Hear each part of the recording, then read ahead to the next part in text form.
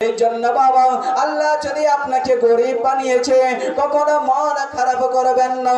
আল্লাহ আপনাকে গরিব বানিয়েছে, ধন দেনেওয়ালা হলো আল্লাহ, গরিব করনেওয়ালা হলো আল্লাহ। আল্লাহ যাকে চাইবে গরিব করবে, যাকে চাইবে বড়লোক করবে, যাকে চাইবে এক সেকেন্ডের মধ্যে মৃত্যু দিয়ে দিবে, যাকে চাইবে ধনওয়ালা বানিয়ে দিবে। আল্লাহর ইচ্ছা, আল্লাহ চাইলে সব কিছু করতে পারে।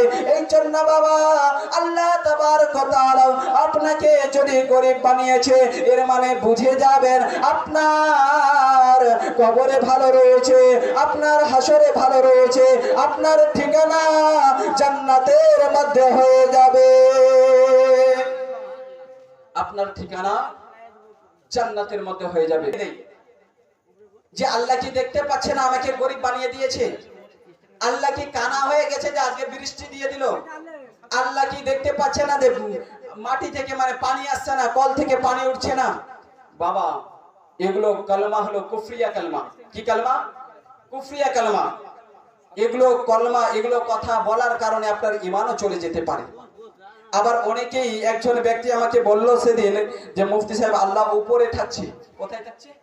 আল্লাহ উপরে থাকছে। আচ্ছা আল্লাহ কি উপরে থাকে? আল্লাহ উপরে থাকে? আল্লাহ কোথায়? আল্লাহ নিচেও নেই। আল্লাহ কোথায়? আল্লাহ কোথায় কেউ বলতে পারবে না।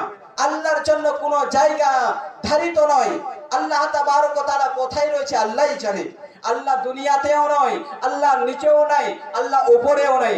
গেল যেরকম আপনাকে একটা মিসাল দিই, আপনার কাছে মোবাইল আছে, আছে মোবাইল আছে, মোবাইলটা কে বানিয়েছে? মিস্ত্রি, একজন বৈজ্ঞানিক মানুষ। আচ্ছা যে মোবাইলটাকে বানিয়েছে উনি কি মোবাইলটার ভিতরে না বাইরে? কোথায়? মোবাইলের ভিতরে? বাইরে। সেই অনুরূপ ভাবে আল্লাহ তাবারক ওয়া তাআলা এই দুনিয়াটাকে বানিয়েছেন, দুনিয়ার ভিতরে আল্লাহ নয়, আল্লাহ দুনিয়াতে নয়, সমস্ত দুনিয়াটা হলো আল্লাহর সামনে। জোরে বলেন সুবহানাল্লাহ। আল্লাহ দুনিয়াতে নয়, সমস্ত দুনিয়া হলো আল্লাহর সামনে। জোরে বলেন সুবহানাল্লাহ। বন্ধুগণ আমার, বাবাজি ভাইরা, একটু বাবা আপনার ঈমান নাই, আপনি নামাজ পড়েছেন, আপনি রোজা রাখছেন, সব থেকে বড় নামাজি হলেন আপনি, সব থেকে বড় ঈমানদার হলেন আপনি, সব থেকে বড় রোজাদার হলেন আপনি, কিন্তু আপনার ঈমান ঠিক নাই, আপনার রোজা শেষ, আপনার ঈমান ঠিক নাই, আপনার নামাজ শেষ, আপনার ঈমান ঠিক নাই, আপনার হজ শেষ, আপনি ঈমান ঠিক নাই, আপনি হাজী সাহেব হয়ে গেলেও আপনার হজ কাজে আসবে না।